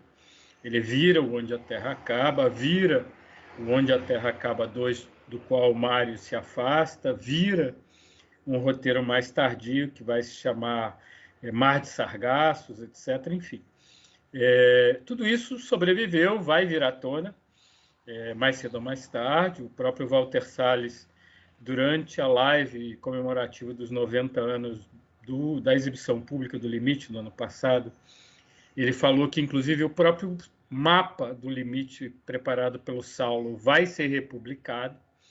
Então, vai ter muita coisa ainda a vir à tona da criação do Mário. E, particularmente, essa sequência que o Mário descreveu para a Câmara do Rui, que é essa que você mencionou, do César, isso é Alma Segundo Salustre, né? Então, esse roteiro foi publicado ainda durante a vida do Mário, pela Embrafilme, tá? Foi o que resultou de concreto ali, daquela relação nos anos 80, já que o Mário resolveu filmar com Roberto Carlos e Brigitte Bardot. Mas o roteiro chegou a ser publicado. Hoje em dia é uma edição rara, né? Mas há a intenção de republicá-los através do arquivo Mário Peixoto, cuja missão é essa, né? Manter viva a memória, o trabalho, a criação do Mário Peixoto, sob todas as formas, especialmente a literária, né? Porque o Mário acabou não concluindo um segundo filme. Ele começou alguns, mas nunca concluiu, mas escreveu muito, né? Durante a realização do Limite, ele escreveu, sobretudo, poesia. Depois fez uma versão do Inútil de Cada Um, que é uma versão rara hoje em dia, que ele reescreveu e publicou parcialmente lá nos anos 80, isso que a Helena Sober mencionou, que ela ganhou esse exemplar autografado. E quando eu conheci o Mário Peixoto, ele estava reescrevendo mais uma vez o Inútil de Cada Um. E segundo o Saulo me falou, ele conseguiu concluir essa reescritura e virar pela frente um romance caudaloso de milhares de páginas que, enfim, o Mário tinha a intenção que fossem 7 volumes. Não sei se a edição vai ser dessa natureza, mas o texto foi concluído e o Saulo vinha transcrevendo com a esposa dele, a Aila, e agora esse trabalho vai ser levado adiante pela Aila e pelo Felipe Fernandes, que são os responsáveis pelo arquivo Mário Peixoto. Então, sim, os roteiros sobreviveram e muito mais do que ele escreveu sobreviveu. Maravilha, ótimo saber. Fico na torcida para que se espalhe, se contagie adiante. Tem muita gente curiosa. Vai vir à tona. Mais perguntas? Estão todos hoje muito tímidos diante do Rui e do Mário Peixoto?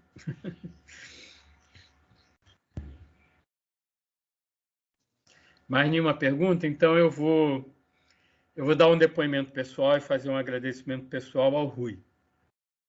Ele não sabe, mas o filme dele foi um filme decisivo na minha vida profissional, pessoal. Eu era um jovem como o Caio, ali no início dos anos 80. Não vi a famosa sessão do Limite na Sala Funarte, mas conheci o Limite alguns anos depois, ainda estudante de cinema. Vi o Limite pela primeira vez em 83. Fiquei fascinado pelo filme, mas, sobretudo, fascinado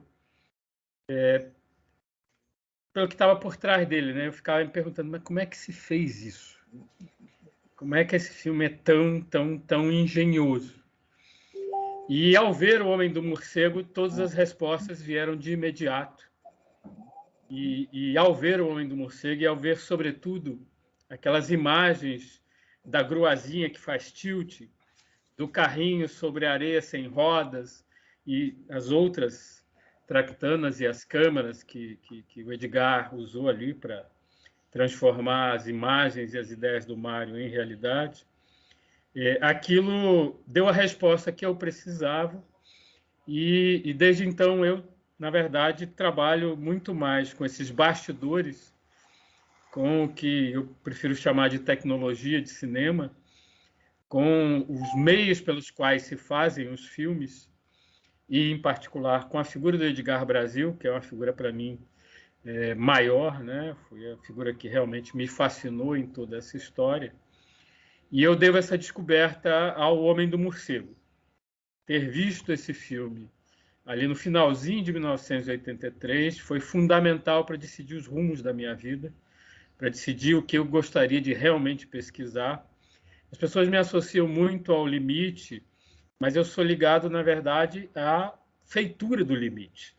Eu me interesso muito mais por aquilo que levou à concretude do filme, e, em particular, pela figura do Edgar Brasil, que eu vi pela primeira vez também, uma imagem ali no filme do Rui, ali naquelas imagens e fotografias que ele recuperou, e foi uma grande descoberta, inclusive a primeira pista de pesquisa que eu fui perseguir com um colega da época, que era o Lécio Augusto Ramos, veio de dentro do filme.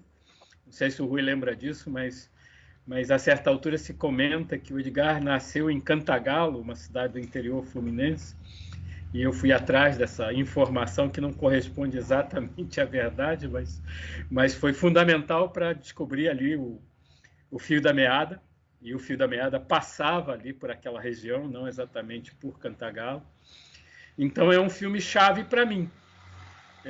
Eu, na verdade, agradeço muito você ter realizado esse filme, ter tido cuidado, inclusive, de pensar sobre os realizadores, que eram tão poucos, era uma equipe mínima, né? Era o Mário, o Edgar, o Rui Costa, o Brutus Pedreira e os atores, né? Basicamente, e o tio Breves, né? O Vitor Breves lá, que fornecia tudo para o sobrinho, mas era uma equipe muito pequena.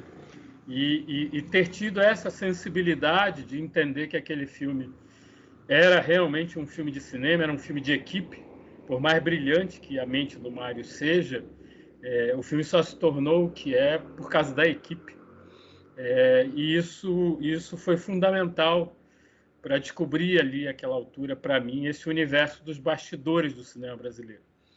De alguma maneira, eu estou aqui, inclusive, no Cineclube da ABC, não por acaso, porque eu me interesso muito mais por essas pessoas que, na verdade, estão nas equipes fazendo os filmes, do que somente pelos diretores, que também são criadores, mas que, em geral, resumem as obras, né? Resumem os filmes. E eu gosto de esmiuçar um pouco mais esse universo e essas criações. Então, Rui, você disse que seu filme não teve importância, ele teve uma importância absolutamente capital para mim. E eu acho que para mais gente. Você está sendo modesto, eu acho que para mais gente, porque é um filme que quem ensina história sempre mostra. Mostra não só para que se conheça o Mário Peixoto, mas para que se mostre o que é invenção artística, né? O que é pegar um pedaço de madeira e transformar num instrumento que vai criar uma obra de arte. Isso está lá no filme e está também no seu filme, como documentação, sem dúvida, mas você chama a atenção, aponta o dedo, olha, isso aqui, Edgar Brasil, esse sujeito fez isso, isso e isso, e isso é alguma coisa que era raro, se não, eu diria talvez, inaugural ali, àquela altura, porque já se fazia um filme sobre personagens do cinema brasileiro, mas em geral diretores, produtores, mas nesses filmes raramente se chamava a atenção para os instrumentos de criação e, sobretudo, para os instrumentos de invenção. Que o Limite, para mim, é, sobretudo, um filme de uma enorme capacidade de invenção, com o mínimo à disposição. Eu sei que o Mário era uma pessoa rica, eu sei que o filme, a rigor, foi o filme mais caro feito no Brasil até então. Era um filme que tinha custado uma fábula, mas era uma fábula para pegar madeira e transformar em instrumento de criação. Então, acho que tem aí esse valor do artista, que eu acho que seu filme põe em cena, e põe em cena de uma maneira muito clara, muito direta, muito importante, e que eu acho que é uma contribuição que é válida ainda hoje. A gente está aqui na era digital e tudo parece aparentemente resolvido, mas é só na aparência, na prática você precisa ter essa capacidade de invenção que o seu filme revela de uma história de mais de 90 anos atrás, né? O Limite foi feito lá em 1930, 92 anos a rigor. E, digamos assim, a questão de criar arte permanece a mesma, e, sobretudo, criar arte com cinemas, imagens em movimento, significa, de fato, ter uns instrumentos tecnológicos aí inventados ou alugados ou da grande indústria, mas saber o que se vai fazer com eles. Eu só tenho a te agradecer por isso. Então, Hernani, depois que o Rui comentar esse agradecimento, a revelação da importância do filme dele na sua trajetória pessoal, seria bom se você pudesse revelar um pouco para nós a trajetória do Edgar Brasil, antes do Limite e depois do Limite. O que o Edgar, fotógrafo Edgar Brasil, fez? Silvio, eu acho que... Deixa eu agradecer aqui o nosso Hernani pelas palavras gentis e pelo incrível conhecimento que você tem de tudo. Eu achei que ninguém podia me falar mais nada dos bastidores de Limite. Você sabe coisas que eu nem imaginava. É impressionante a pesquisa que você fez, tipo, que vai a mínimos detalhes, desde os parentescos, imagina, tem coisa aí que você realmente foi fundo, e te agradeço muito por isso, porque eu também caio na real. A gente fica achando que sabe tudo, não sabe não. Agora, só para encerrar, eu estava folheando aqui umas coisas, já que é para... nos meus guardados, tem aqui um pedaço do testamento do Mário Peixoto. Você conhece, né? Não conhecia. Então, olha aqui, voltando para aquele capítulo das excentricidades do Mário, eu vou ler o que ele queria, como ele queria ser enterrado. Consta folha de um testamento registrado em cartório. Depois eu posso te passar, que é muito interessante. Mas a frase, o pedaço mais importante, ele destina uma coisa aqui, outra coisa ali e tal. E na cláusula final, ele fala, ele diz como ele quer e aonde ser enterrado. Diz o declarante que o seu corpo, depois das formalidades legais, seja embalsamado e sepultado no jazigo familiar e perpétuo de nome Cornélio, no cemitério. Eu dividia aqui, ó, na linha de cor, somente como um ator, né? Ou seja, ele não tem nada a ver com a produção. O grande Wolfgang Peterson. O que houve aí? Não, que vazou algum microfone de alguém, mas acho que já recuperou. Pode continuar. Siga lá, Rui. Bom, então, é o testamento do Mário Peixoto. O que ele queria, vontade final. Testificou ele ao testador que, depois do seu falecimento, o seu corpo, com as formalidades legais já feitas, seja embalsamado e sepultado no jazigo familiar e perpétuo de nome Cornélio, no cemitério da Ordem do Carmo, no Rio de Janeiro, e que, não sendo possível esse seu desejo, seja adquirida uma gaveta no cemitério São João Batista, do Rio de Janeiro, onde o caixão com o embalsamado dentro será depositado, onde ele, testador, requisita o seguinte dispositivo: uma grossa placa de vidro seja instalada de maneira que a técnica mais autorizada sugerir na ocasião, e que por este vidro possa penetrar uma resta de luz solar, quando houver, para que o escuro não se perpetue. Porra! Mário Peixoto. É claro que não deu para fazer, mas é incrível, não? Ele queria ainda uma luz, uma janela, mesmo depois de morto. Sim. Uma luz para a eternidade. É isso um aí. Pouco assim. Você não conhecia isso, né? Não conhecia mesmo. Tá bom. Hernani, muito obrigado. Todo mundo, Nada. vocês todos. César, Obrigado a você. Afonso, Cavi, enfim, todo mundo. Estamos aí, a hora que precisar. Mas, Rui, agora Sem me esquecer da Emília. O Silvio perguntou uma coisa que eu acho muito importante, porque sem esse encontro Edgar Brasil e Mário Peixoto, talvez nada pudesse ter sido realizado, né? O filme não pudesse ter sido realizado, porque esse encontro foi fundamental, né? Essa coisa. Mas esse encontro também, ao mesmo tempo, quase a história pode não ter acontecido, porque você já falou que o Edgar Brasil foi levado para fora do Brasil quando criança. E a mãe dele é que o recuperou, que o trouxe de volta para cá. Como é que é um pouco dessa passagem do Edgar Brasil? Então, vamos lá. Pegando o fio da meada lá do filme do Rui. Antes de terminar, eu queria dar um abraço também no Silvio Darim, que eu não falei com ele. Por que se mencionou Cantagalo no filme do Rui Sober? A mãe do Edgar era alemã e ela vinha da região de Hamburgo. Ela era o que se chamava de preceptora, ou seja, uma professora. Ela veio para o Brasil para ser preceptora numa fazenda um pouco acima de Cantagalo, no município que hoje chama-se São Sebastião do Alto.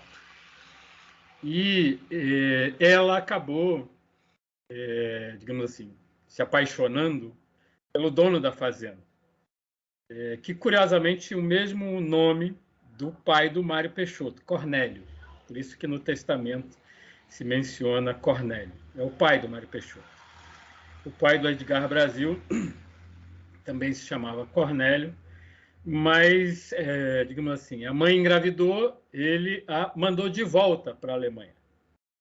O Edgar nasceu na Alemanha e ele viveu os 3 primeiros anos de vida dele na Alemanha, na região de Hamburgo. Mas ela não conseguiu refazer a vida como mãe solteira e acabou pedindo ao governo brasileiro para ser repatriada porque ela tinha um filho brasileiro. Originalmente, o Edgar se chamava Edgar Hauschild. E, ao voltar para o Brasil, a mãe passou a chamá-lo de Edgar Brasil. A história era essa. O Edgar não foi criado pelo pai, na verdade, só teve contato com o pai já tardiamente. O pai do Edgar morreu em 1938, o pai do Mário morreu em 1936. O Edgar teve contatos esporádicos com o pai ali no final da vida do pai. E a vida dele foi a vida de uma pessoa ligada à comunidade alemã no Rio de Janeiro. Ele, por exemplo, entrou para a famosa Deutschschule, a escola alemã, que hoje em dia é o Colégio Cruzeiro, aqui no Rio de Janeiro, que era uma escola de elite. Mas, durante a Primeira Guerra Mundial, todo descendente de alemão ou alemão foi perseguido. Ela acabou tirando Edgar da escola. Edgar acabou, enfim, se voltando para uma carreira de sustentação. Ele entrou para o Exército. Ele chegou a ser cabo do Exército e desistiu do Exército porque não passou na prova para sargento. No Exército, ele aprendeu algumas coisas, sobretudo esse talento artesanal que ele tinha, né? E esse gosto pelas máquinas. O Exército lhe deu isso. Ele passou uns 3 anos no Exército. Mas, quando ele falhou na prova para sargento, ele decidiu sair do Exército, fez uma espécie de concurso público, passou nesse concurso para a Sociedade de Profilaxia da Lepra, que era um órgão do Ministério da Saúde, e ter estado nesse órgão, de um lado, foi fundamental. Seu colega de repartição era Haroldo Mauro, que é o irmão do Humberto Mauro. Vai ser o Haroldo quem vai indicar o Edgar para o irmão, quando o irmão, digamos assim, desfaz a sociedade com o fotógrafo lá de Cataguases, com o Pedro Comelo. E o Edgar, ali na Inspetoria de Profilaxia da Lepra, ele pôs em prática uma outra coisa que ele tinha aprendido no Exército. A maior parte dos manuais do Exército Brasileiro eram em alemão, sobretudo durante a relação que o Exército Brasileiro desenvolveu com vários países ali entre o final do século XIX e meados dos anos 20, o Exército Brasileiro tinha preferência pelas armas e pela tecnologia alemã. O Edgar aprendeu alemão no Exército e ele traduzia alguns desses manuais e depois passou a traduzir alguns dos textos médicos lá da inspetoria. Isso tudo foi até o momento que, ali por volta de 25, ele se interessou por fotografia, comprou uma câmera, começou a tirar umas fotografias. A fotografia mais antiga que eu conheço dele é a do boot dele, do sapato do exército dele. Ele fez uma espécie de fotografia natureza morta desse boot. Frequentando as sociedades fotográficas do Rio de Janeiro, numa delas, ali na rua 7 de Setembro, ele vai se aproximar de um cara que também estava ali tentando aprender um pouco de fotografia, e esse cara veio se chamar Rui Costa. Era um português que estava vivendo no Brasil, que depois vai tentar fazer cinema, vai fazer alguns filmes, mas vai ser mais conhecido como redator cômico. Rui Costa trabalhou para o Jô Soares durante mais de 30 anos. E o Rui e o Edgar se tornaram amigos. Quando o Humberto Mauro indicou o Edgar Brasil quando o Haroldo Mauro indicou o Edgar Brasil para o Humberto, avalizando ele é um ótimo fotógrafo, entende tudo de cinema, etc., o irmão, no desespero, aceitou, e quando o Edgar chegou em Cataguases, ele disse: mas eu nunca vi uma câmera de cinema na vida. Aí o Humberto se desesperou, mas ele disse: eu posso fazer uma coisa? O Humberto disse: o quê? Você me empresta a câmera? Tá, tudo bem, emprestou. As câmeras de cinema nos anos 20 não eram muito diferentes das câmeras fotográficas. O Edgar desmontou a Ernemann, essa mesma Ernemann que ele vai utilizar no Limite, e no dia seguinte remontou ela todinha e disse para o Humberto: agora eu sei como é que funciona, vamos lá fazer o filme. O Edgar estreou em dezembro de 1927, fazendo as filmagens do Jockey Club, filmagens que acabaram integrando o seu primeiro longa como diretor de fotografia, que é o Brasa Dormida. E ele trabalhou com o Humberto em Cataguases, em 28, 29. Em seguida, ele se associou a Carmen Santos. E quando o Mário, ao passar a frequentar o chamado Teatro de Brinquedo, ali no Passeio Público, eram dois teatros, Teatro Apolo e o outro, já não lembro, Teatro Coliseu. Esses teatros não existem mais, foram demolidos. O Teatro de Brinquedo se instalou no subsolo do Teatro Apolo e, entre outras pessoas, integravam o Teatro de Brinquedo um membro da família Chinor, que era o Silvio Chinor, uma pessoa que foi uma pessoa fundamental para o Mário Peixoto, que foi o Brutus Pedreira, naquela época um musicista, depois virou um grande crítico de balé e professor da Universidade Federal da Bahia. No Teatro de Brinquedo, para onde o Mário foi levado pelo Silvio Chinor, você passou a frequentar, digamos assim, uma espécie de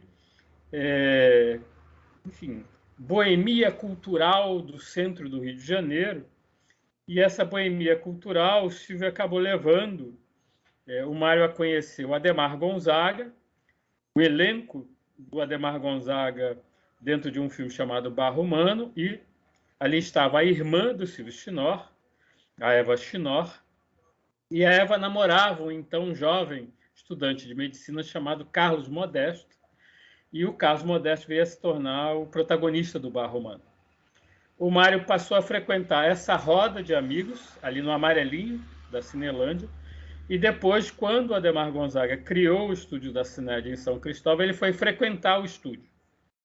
O Gonzaga tinha um enorme respeito, isso que o Rui Sober falou, pela famosa Madame Chinor, que era uma espécie de líder dos salões de elite do Rio de Janeiro da época. Os Chinor tinham uma mansão perto da mansão dos Breves, na rua Correia Dutra, no Flamengo. E, nesse sentido, se formou uma espécie de comunidade que acabou se aproximando de cinema, e, como o Rui contou, o Mário foi instado a transformar algumas das ideias e dos pensamentos dele num roteiro de cinema. Ele acabou apresentando esse roteiro com um pseudônimo, né, Luiz Gonzaga. Ele queria que o filme fosse feito pelo Humberto Mauro, o Humberto recusou, queria que fosse feito pelo Adhemar Gonzaga, o Adhemar recusou, mas o Adhemar fez uma coisa bem interessante para o Mário. Disse, olha, quem tem que fazer esse filme é quem escreveu isso aqui. Quem escreveu isso aqui? Ele tinha uma desconfiança, mas não sabia se era o próprio Mário. Aí os colegas, o Brutus, o Silvio, disseram, não, foi ele que escreveu. Ele disse, olha, eu faço o seguinte, eu te empresto câmera, refletor, se você precisar, mas, sobretudo, eu vou te indicar uma pessoa com quem você talvez possa trabalhar e que vai te ser muito importante. Essa pessoa era o Edgar Brasil. E aí o Mário ele contou isso várias vezes para várias pessoas. Ele chamou Edgar Brasil na casa dele, ali na Correia Dutra, e ele fez um gesto característico, né? Quando o Edgar bateu na porta, o Mário foi até ali, o olho mágico, olhou e virou para trás, estava todo mundo na casa dele, e fez o gesto do homem da manivela. Vinha aí o homem da manivela. O Edgar, que era uma pessoa mais reticente ainda do que o Mário Peixoto, entrou, ouviu, pediu o roteiro, saiu fora. Uma semana depois disse, faço. E a relação entre os dois, hoje em dia, é história, sendo que o Edgar não foi só o diretor de fotografia do Limite, ele também foi o montador do Limite. O Limite foi montado na casa do Mário Peixoto, pelo Edgar Brasil, e montado de uma maneira muito peculiar, porque não existia moviola e coisas do gênero.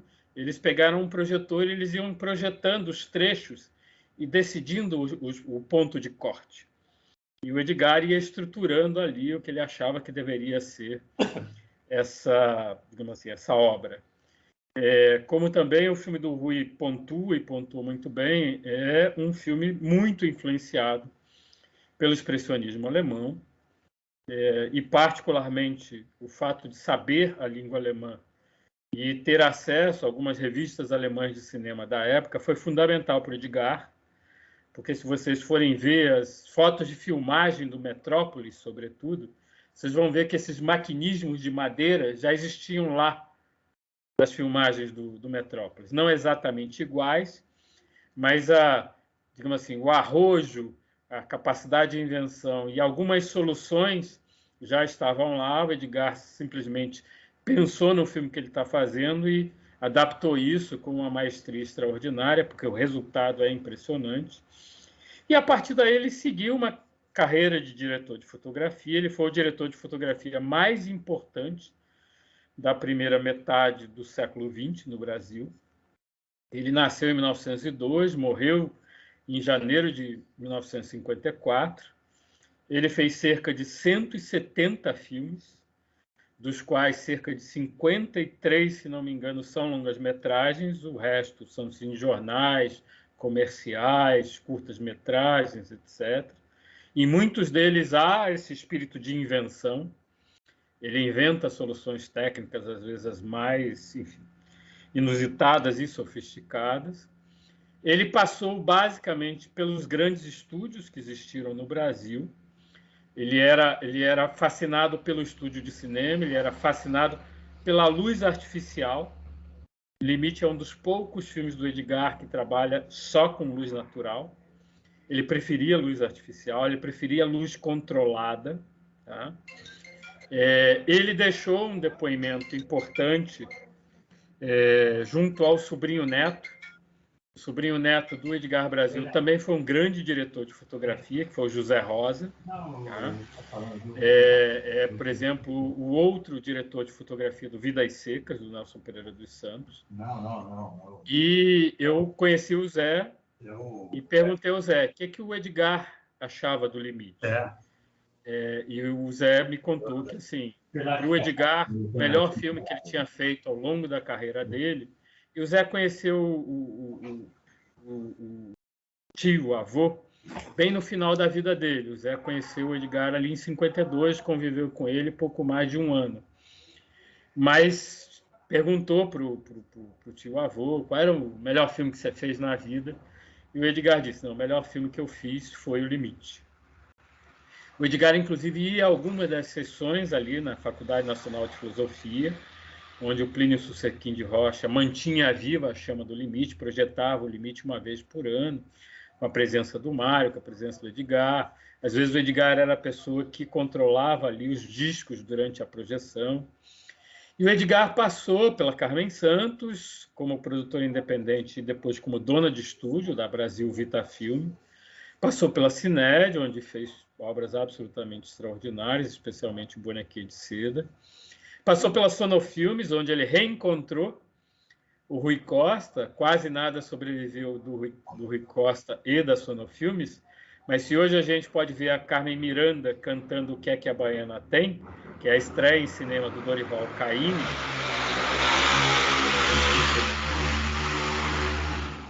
essa sequência, essa canção, foi dirigida pelo Rui Costa, embora ele não assine a direção do filme, né? Quem assina é um americano, Wallace Downer, e a fotografia é do Edgar Brasil. Então, por exemplo, a passagem deles pela Sonofilmes foi uma passagem que reaproximou os amigos. O Rui, inclusive, está também na origem da Atlântida, né? Ele dirigiu parte de um filme chamado Tristezas Não Pagam Dívidas. O Edgar é o principal diretor de fotografia da Atlântida desde o início da companhia, em 41, até ele sair em 52. Ele só não fez um dos filmes da Atlântida nessa época, que vem a ser o mais famoso, porque ele resolveu tirar férias, coisa que ele nunca fazia. Então, ele não dirigiu a fotografia do Carnaval no Fogo, né? Mas o resto é do Edgar. E ele sai da Atlântida a convite do Anselmo Duarte, que também tinha sido contratado pela Vera Cruz, então, o grande estúdio de cinema que estava se fazendo no Brasil. E ele faz 2 filmes na Vera Cruz. Um que era o Candinho, com o Mazzaropi, início de carreira, que é um filme meio tom, que é uma coisa rara no cinema brasileiro daquela época, que é bastante contrastado. E o outro filme era o filme que o Edgar mais admirava depois do Limite, que é um filme, infelizmente, não muito bom. Um filme noir dirigido por um italiano na Vera Cruz, chamado Veneno. É um filme do Gianni Pons, mas que tem alguns dos melhores planos do ponto de vista da direção de fotografia feitos na história do cinema brasileiro, e é particularmente um exercício de fotografia no ar, que é talvez o estilo que o Edgar mais admirou ali já no momento final da sua carreira, e ele considerava uma espécie de ápice da direção de fotografia ao longo da história ali que ele conheceu na primeira metade do século XX. E logo em seguida ele foi trabalhar na Maristela com Alberto Cavalcanti. Ele inicia o último filme do Cavalcanti, que é A Mulher de Verdade, que ele não termina. Ele morre num acidente voltando justamente do Rio de Janeiro para São Bernardo do Campo. Quem terminou o filme foi, num primeiro momento, o assistente dele, que é o Adolfo Paz Gonçalves, e na última semana de filmagem, o segundo assistente de câmera, então um jovem se iniciando na carreira cinematográfica, que era o Hélio Silva.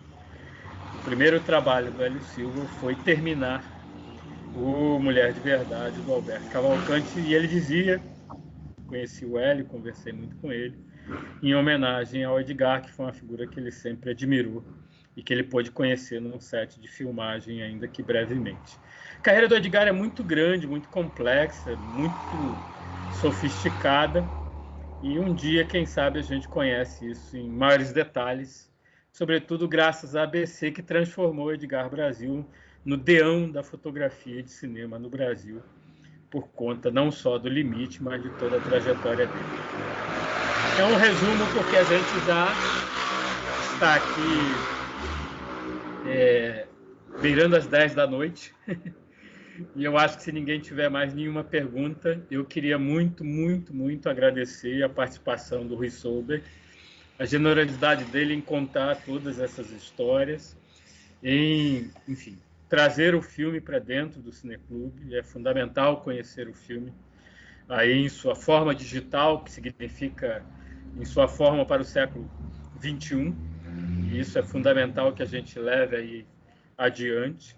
Agradecer aí a presença e a participação de todos vocês aqui que estiveram conosco hoje, em particular a Helena Solberg, tá?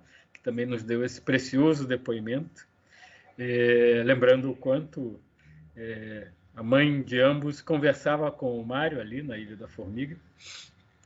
Isso às vezes dá uma dimensão humana a um personagem que ficou revestido, não sem razão, claro, de uma aura mítica, mas o Mário também foi uma pessoa, e com todas as suas singularidades, uma pessoa que eventualmente se abria aqui e ali para o convívio humano, para a vida e para, digamos assim, a sua inserção aí dentro da história.